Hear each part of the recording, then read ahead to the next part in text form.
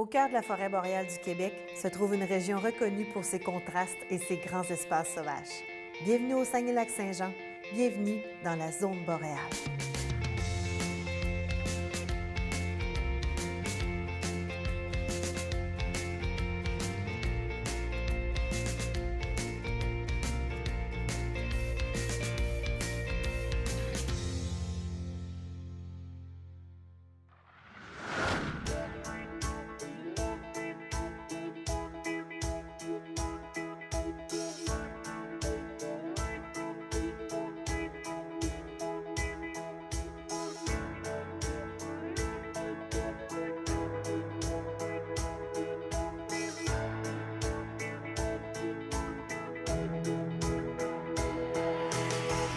On trouve une centaine de fromageries sur le territoire du Québec, dont plus d'une dizaine au Saguenay-Lac-Saint-Jean. Les fromages font partie des plus grandes fiertés de chez nous. Mais comment est née cette industrie? À quelle époque a-t-on vu naître les premières fromageries? Et quelle place le fromage prenait dans la vie quotidienne des gens? J'ai rencontré Éric Tremblay, historien, pour en savoir davantage. En 1838, on dit l'ouverture officieuse à la colonisation parce que c'est en 1842 qu'on va ouvrir officiellement le Saguenay à la colonisation. 38, c'est par... C'est par la coupe du bois, que la Société des 21 va venir ici faire de la coupe du bois. On va faire une agriculture de survivance à l'époque, mais c'est vraiment à partir de 1842 qu'on va installer le système de canton ici et que là, la marche de la colonisation va partir... presque à la belle épouvante, on peut dire, à l'époque. Parce que 1842, 1855, on est rendu à Roberval.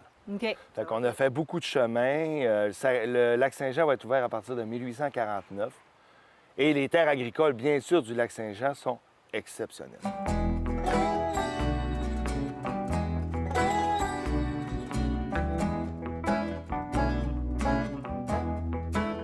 C'est quoi la soif qui a amené les gens à s'en venir ici au Saguenay-Lac-Saint-Jean? Qu'est-ce qu'on cherchait? Après quoi on courait? Au départ, c'est parce que c'est un manque de terre dans la vallée du Saint-Laurent, bien sûr. L'arrière-pays du Saint-Laurent est un peu colonisable, fait qu'on a dit on va aller vers des régions comme le Saguenay.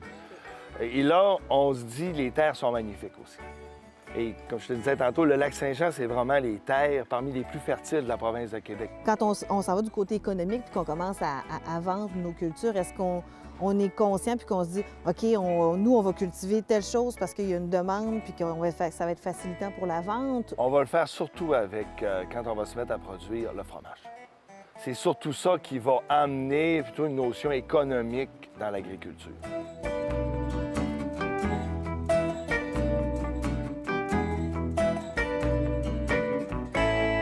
Donc, on avait une production laitière qui était importante au Saguenay-Lac-Saint-Jean. Qui était importante, qui est de plus en plus importante des années 1880, quand l'industrie laitière va débuter. Bien sûr que là, le lait, on en a bien plus qu'on en a besoin pour nourrir les petits bébés. Où on s'est inspiré pour aller vers une production fromagère? Est-ce qu'il y avait déjà d'autres régions au Québec? Oui, il y a plusieurs régions. L'industrie du fromage commence à peu près au milieu du 19e siècle dans quelques régions du Québec. Et bien sûr que les gens qui étaient ici, par les journaux, par des rencontres d'agriculteurs, parce qu'à la même époque aussi, on va mettre en place les premières sociétés d'agriculture. OK. Et là, toute cette dynamique-là va faire que là, on va se dire, il y a peut-être des sous. Parce que le problème au Saguenay, Lac-Saint-Jean, d'une grande partie du 19e siècle, c'est qu'on n'a pas d'argent. Oui. On n'a pas de sous, on n'a pas... Bon, on fait du troc, on fait de l'échange, mais on n'a pas de sous, ça fait que ça va prendre des sous si on veut se développer. Et l'industrie forestière, parce que, en passant, on ne mangeait pas le fromage à l'époque. C'est vrai? À l'époque, on va commencer à manger le fromage peut-être dans les années 20, les années 30. OK. On trouvait ça un peu pas attirant à manger. Fait que 100 de la production du fromage pendant les premières décennies est complètement exportée à l'extérieur de la Est-ce région. qu'on sait quelle famille ou les familles précurseurs au niveau de l'industrie fromagère? Bien, dans chaque localité, le fromage il a commencé à Chicoutimi, bien sûr, à Roberval, bon, dans les gros pôles de développement de l'époque où il y avait plus de population. Et là, tranquillement, la plupart des municipalités, je te dirais bien qu'au début du 20e siècle, la plupart des municipalités avaient soit une fromagerie ou aussi une beurrerie. Parce que la production du beurre est importante aussi à l'époque. Aussi? Là, il y avait une partie de ce beurre-là qui entrait justement dans la consommation des gens. Fait que c'est surtout le fromage qu'on exportait vers l'extérieur. On va même mettre à la fin du 19e siècle en place une bourse du fromage. Qu'est-ce que c'est ça, une bourse La bourse du fromage, c'est qu'à un moment donné, on veut réguler les prix. On vend surtout notre fromage sur le marché de Montréal. OK. Et là, il y a comme un décalage dans les prix. OK. Soit que le fromage est pas assez cher. Fait que là, on décide de mettre en place, tous les agriculteurs de la région, via la Société d'agriculture, on met en place une bourse du fromage pour réguler les prix, pour que tout le monde soit avantageux quand ils vendent leur fromage à l'extérieur. Un peu comme on voit avec la production laitière aujourd'hui, avec les prix planchers. C'est ça, on essaye que ça soit avantageux pour tout le monde. On va construire un entrepôt réfrigéré à Robertval, un entrepôt réfrigéré à Chicoutimi. On va exporter ça avec le train. À partir des années 1890, on exporte tout ça avec le train. Dans les premières années où on avait les fromageries, explique-moi comment ça pouvait se passer, cette livraison de lait-là. Il fallait aller rapidement. Oui. Pas de conservation. Ça fait que bien sûr que l'agriculteur, à la minute qu'il avait fait sa traite, bien, il devait rapidement se rendre, mais des fois, c'était à 1 000, 2 000, 3 000. Ouais. Fait que là, on recevait le lait rapidement, on le transformait le plus rapidement possible. C'est sûr que quand la congélation ou la réfrigération va arriver dans les années 20, dans les années 30 avec l'électricité, bien sûr que là aussi, ça va transformer toute la production. Mais tu sais, quand on avait une vingtaine de vaches au début du 20e siècle, c'était un gros troupeau. Est-ce qu'on consomme encore la même sorte de fromage ou le même style de fromage qu'on produisait dès les débuts? Je ne peux pas être sûr à 100 mais je pense que oui, la recette du fromage, surtout le cheddar, est traditionnelle, selon moi, depuis peut-être la fin du 19e siècle. Le fameux fromage que la reine d'Angleterre a acheté pendant 100 ans de la fromagerie Perron.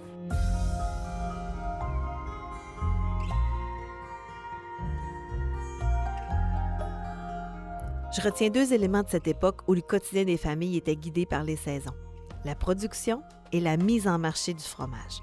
Deux étapes importantes qui allaient dessiner notre histoire, comme celle du reste du Québec. C'est cette époque où l'économie tournait qu'autour de l'agriculture et la foresterie. Ces temps où le travail manuel était la norme du milieu rural.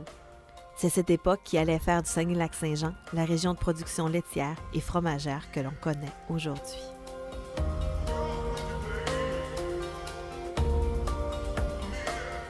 L'histoire du fromage au Saguenay-Lac-Saint-Jean a donc commencé avec le cheddar.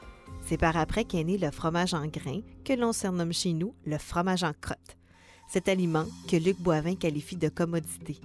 Mais c'est en fait un produit non fini, du fromage pas prêt, une étape de fabrication avant l'obtention du cheddar. Le fromage en grains, ça découle des habitudes des fermiers de l'époque. Les fromageries, à l'origine, dans la Saguenay-Lac-Saint-Jean, la première fromagerie était ici dans le chemin Saint-Joseph. La première fromagerie du Saguenay-Lac-Saint-Jean. Ah ouais. était tout près du site où est la fromagerie Boivin actuellement. OK. Puis la construction des fromageries, ça servait surtout pour écouler les surplus de lait des producteurs de lait qu'on appelait des patrons à l'époque. Le fromager était embauché par les patrons, c'est pour ça qu'on appelait les producteurs de lait des patrons. OK. Les producteurs amenaient le lait était pesé, le taux de gras était analysé. Puis le fromager fabriquait un fromage, puis ce fromage-là était destiné à faire du cheddar qui est à l'exportation pour les marchés d'Angleterre. Les familles de cette époque-là, on parle des années d'avant-guerre, n'avaient pas les moyens financiers de s'acheter des fromages. Le lait avait comme principal but, c'est la survivance des ménages. Donc, les familles nombreuses utilisaient le lait pour leur propre consommation. Souvent, ils crémaient naturellement le lait par quand le lait n'est pas homogénéisé, Ouais. le gras montait à la surface, ils prenaient le gras sur le dessus pour se faire du beurre. Donc, il y avait des petites barattes en bois. Puis l'été, les vaches consommaient de l'herbe dehors, donc les vaches produisaient beaucoup plus de lait. Donc, les producteurs prenaient le lait, mettaient ça dans des canisses, souvent entreposés dans des ruisseaux au froid. Puis, une fois par jour, descendaient avec les carrioles et le lait vers les fromageries, puis le fromager faisait le fromage. Donc, chaque jour, du fromage destiné à faire des grosses boîtes de cheddar en bois. Souvent, ce qui se passait, c'est que les fermiers qui venaient porter leur lait regardaient la production de fromage et se prenaient une poignée de fromage en grains dans le bassin. Ah! Fait que c'est là l'origine, parce que pour faire du cheddar vieilli en meule, on passe par l'étape du grain qu'on va saler avant de presser. Donc, OK. le fromage en bloc est fabriqué à partir de fromage en grains pressé, pas l'inverse. Il y en a qui pensent des fois qu'on fait le fromage en grains avec des blocs qu'on va frapper puis que ça retombe en grains. C'est l'inverse. Le fromage en grains frais qu'on mange n'est pas le même fromage en grains qui va servir à faire des cheddar vieillis. C'est comme rendu des recettes différentes. C'est des recettes différentes.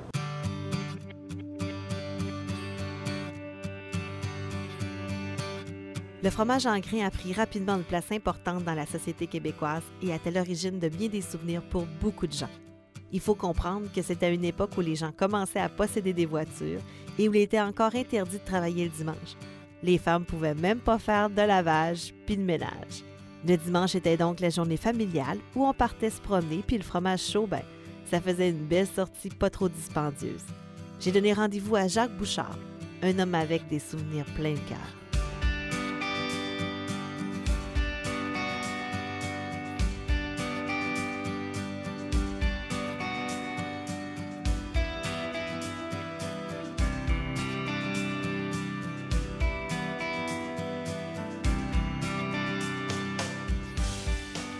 C'est nos parents qui nous amenaient ici, soit les samedis soirs ou les dimanches après-midi. Moi, je me souviens qu'on s'assoyait, qu'on mangeait du fromage, des chips au vinaigre, de la liqueur. Mon père, lui, c'était toujours le petit coke, la petite bouteille de coke.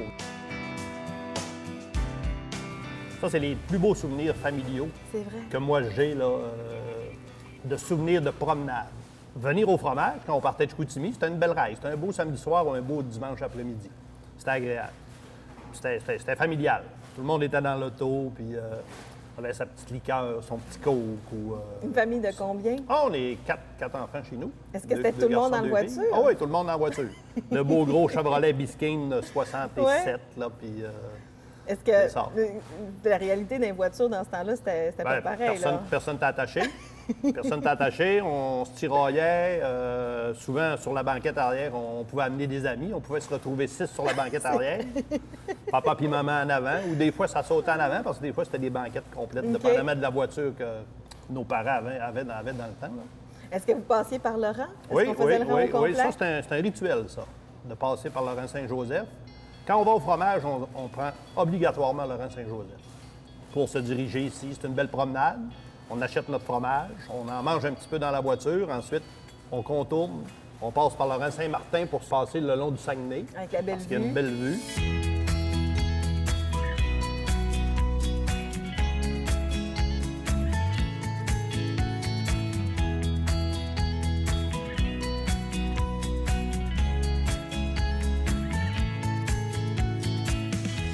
On se promenait, on visitait. Souvent, on allait même chez la parenté.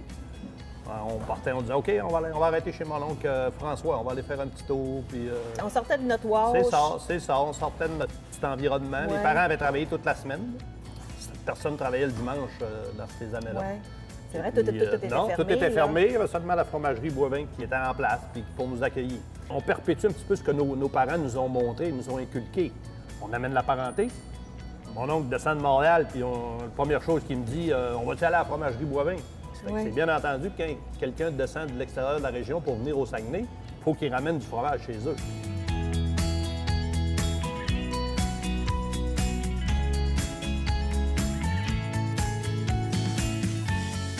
Moi, c'est une habitude que j'ai gardée. Moi, je suis venu ici avec mes premières blondes. Pour impressionner les blondes, ce qu'on fait, on s'en vient ici, puis on amène notre première blonde au fromage. Ensuite de ça, on amène nos enfants. Moi, j'ai 2 garçons. J'ai amené mes enfants ici. Aujourd'hui, j'amène mes petits-enfants.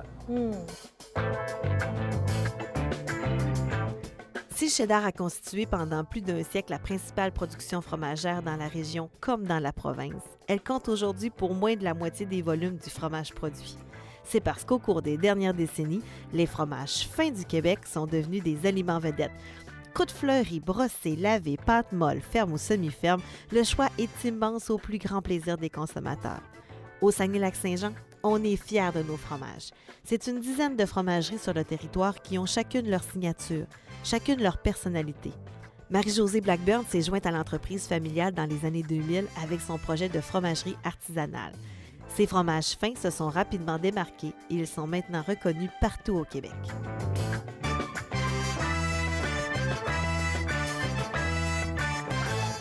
Parle-moi la différence entre du fromage cheddar et des fromages fins. En bout de ligne, c'est la recette.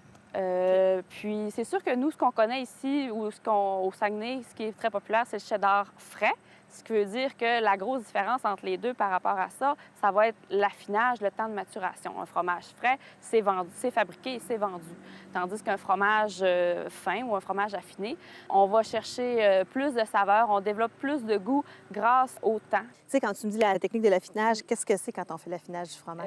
Ça va être vraiment de le mettre dans les conditions idéales pour favoriser le développement des bactéries qu'on a choisies. On veut telle saveur avec telle bactérie, puis pour optimiser son développement, on va le mettre dans des conditions d'humidité ou de température qui vont favoriser le développement. Okay. Il y a des fromages qu'on va laver avec une solution qui va inclure les bactéries qu'on veut implantés à la surface. On va les laver pendant un certain nombre de temps. Puis quand ils vont être bien implantés, on n'aura plus nécessairement besoin d'amener ce soin-là. Il va falloir juste amener un petit contrôle, un retournement.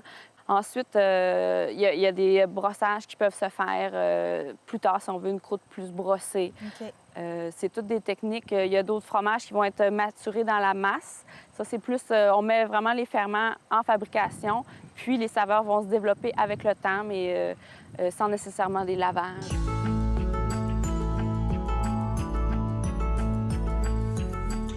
Pour faire du fromage, il y a donc les étapes de caillage, d'égouttage, de salage, de moulage, de pressage, mais tout se joue à l'affinage. C'est là que la pâte se transforme et acquiert sa texture, ses arômes et ses saveurs. La température, l'humidité et l'entreposage jouent des rôles essentiels. L'affinage peut se faire en surface, dans la masse ou les deux à la fois. Affiné dans la masse, on travaille la maturation de façon uniforme dans toute la masse. Affiné en surface, l'affinage commence à la surface et se produit ensuite dans la masse.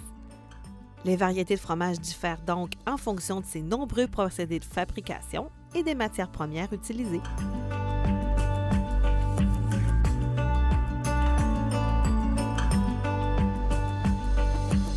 Josée, explique-moi, c'est quoi la différence entre les fromages que tu me présentes ici? Le cabouron, c'est un fromage qui, celui-là, est affiné dans la masse. Ce qui veut dire qu'on va vraiment chercher les saveurs en mettant les bactéries qu'on veut initialement dans le lait. Puis, le principe de développement des saveurs, de maturation, se fait vraiment dans la meule, sous vide, au réfrigérateur, dans le fond. Plus on le garde longtemps, plus les saveurs vont se développer à l'intérieur. Okay. Le Mont-Jacob, à l'inverse du cabouron, lui, on va vraiment amener des saveurs avec des lavages. On va amener des bactéries à la surface, puis ensuite, tranquillement, la saveur va se développer, va migrer vers le centre. C'est sûr que ça va être un affinage qui va être un petit peu plus long, qui va être aussi en atmosphère et en température contrôlée. Ils vont avoir des soins à toutes les périodes régulières. Au début, plus régulièrement, puis plus ça va avancer, plus il va avoir sa couche protectrice. Plus le temps va avancer, moins on aura besoin d'apporter des soins. Le Blackburn, lui, c'est un affinage aussi à croûte lavée, comme on dit, comme le Mont-Jacob. La différence, c'est sûr que la grosseur de la meule va nous amener un besoin de beaucoup plus de temps pour avoir des saveurs qui soient démarquées et remarquables, puis les saveurs qu'on veut aller chercher avec le Blackburn. Donc, on va chercher des saveurs de noisettes grillées. Puis ça, c'est toute une petite subtilité qu'on va aller chercher avec les soins. Encore là, au début, on commence, on fait juste du lavage. Là, on va implanter une flore sur le dessus du fromage. Puis, à la longue, on va tellement avoir une belle croûte que là, on va avoir besoin de la brosser. Le Napoléon, lui, je dirais que la grosse différence, si on peut les comparer, ça va être dans la technique de fabrication parce que c'est une pâte cuite. C'est-à-dire que, contrairement aux autres, la fabrication, on va avoir choisi premièrement des bactéries qui vont résister à la chaleur, puis on peut aller chercher une autre gamme de saveurs étant donné la méthode de fabrication et le choix des bactéries à l'intérieur.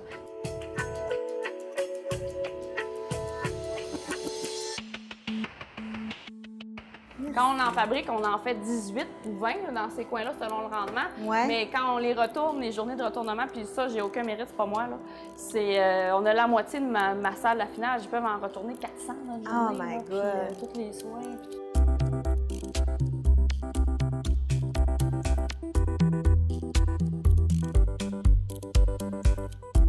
Comment on fait pour avoir ces bactéries-là? Tu me parles de ceux qui sont ici, qui prennent du lait, mais là, achètes-tu ça en ligne? Oui, bien, pas en ligne, mais dans des catalogues de bactéries, il y a des entreprises différentes. Puis, en fait, ils font développer les souches principales, puis ils vont nous les vendre, là. C'est dans le fond, toutes les entreprises qui vont faire les bactéries pour avoir telle saveur, des mélanges aussi à travers tout ça, tu sais, Ouais. si on veut. Puis ça va amener à toutes différentes sortes de fromages. C'est pour ça aussi, en réalité, qu'il y a tant de variétés parce que le choix est grand. Puis comment se passe le contrôle qualité? Parce que tu veux quand même avoir, je pense au Mont-Jacob, qui est tellement primé, tellement reconnu. J'imagine qu'on doit avoir une constance dans Oui. la saveur au cours des ans. C'est important aussi, même si on est artisanal, d'essayer d'avoir de la rigueur dans nos recettes, d'avoir toujours les mêmes conditions pour pouvoir, en bout de ligne, avoir toujours le même fromage ou avoir la saveur qu'on désire à la fin, là. Puis ça arrive-tu des fois que vous arrivez pour goûter le fromage, puis il y a quelque chose qui s'est passé, puis que... Bien, toutes les actions de la fabrication vont amener à avoir peut-être une petite différence d'humidité qui va faire qu'une petite bactérie va développer plus ou ça peut amener des petites différences en bout de ligne, là. Ça, c'est possible. Puis est-ce que toi, tu les perçois? Probablement que je suis la personne qui les perçoit le plus. Oui. Oui.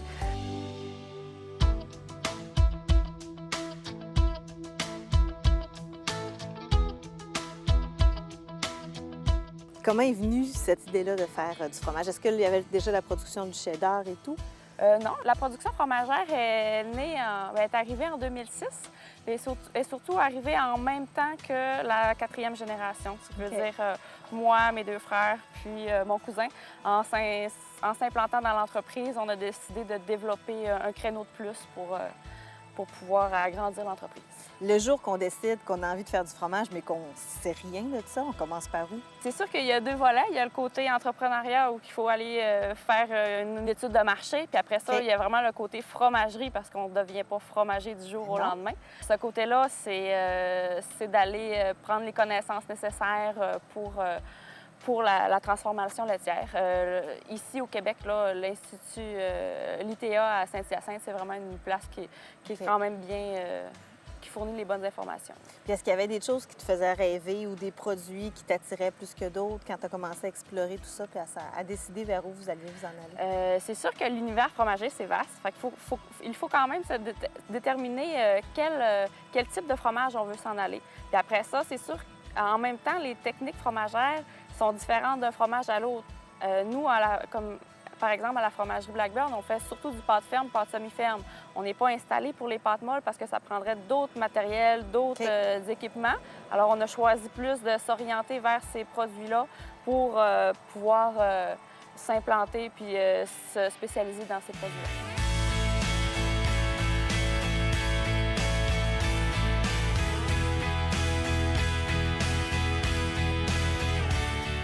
Mettons, un goût de noisette, un goût de fruits. Mais là, on ne met pas des noisettes dedans. Puis Non. on arrive Non. à des saveurs comme ça dans le fromage. C'est vraiment un choix des bactéries. D'un côté, il va avoir l'effet terroir, parce que quand on va chercher un lait unique comme en fromagerie artisanale, on va aller chercher des vaches qui se nourrissent du pâturage, des herbes ou des foins qui arrivent de chez nous. Puis là, ça va se refléter dans le lait.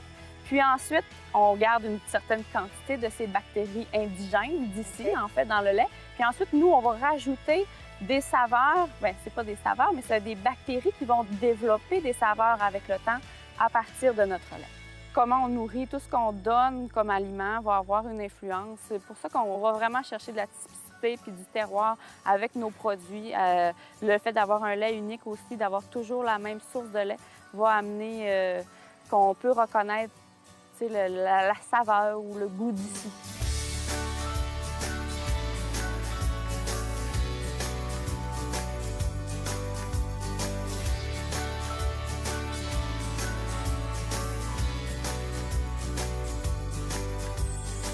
Perron, Boivin, Saint-Laurent, Lehman, Blackburn, Médard, Bouchard Artisan Bio, Normandinoise, l'autre versant, au pays des Bleuets.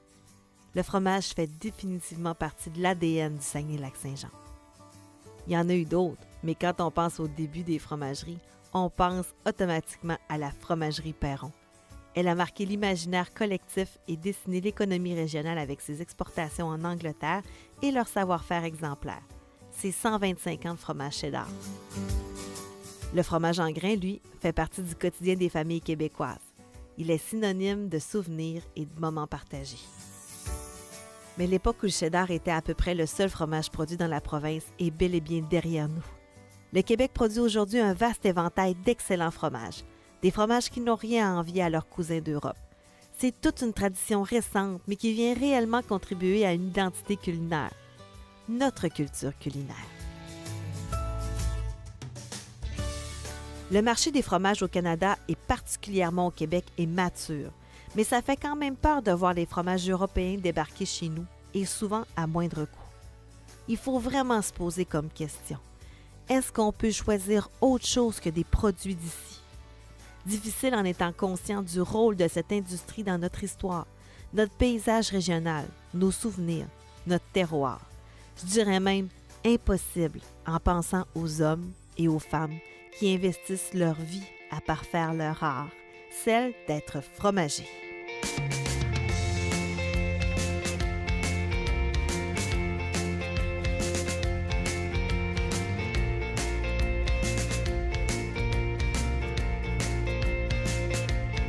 C'est le moment où je vous parle de mes entreprises chouchous. Je vous parle aujourd'hui du domaine Le Cajot et de la chocolaterie au cœur fondant.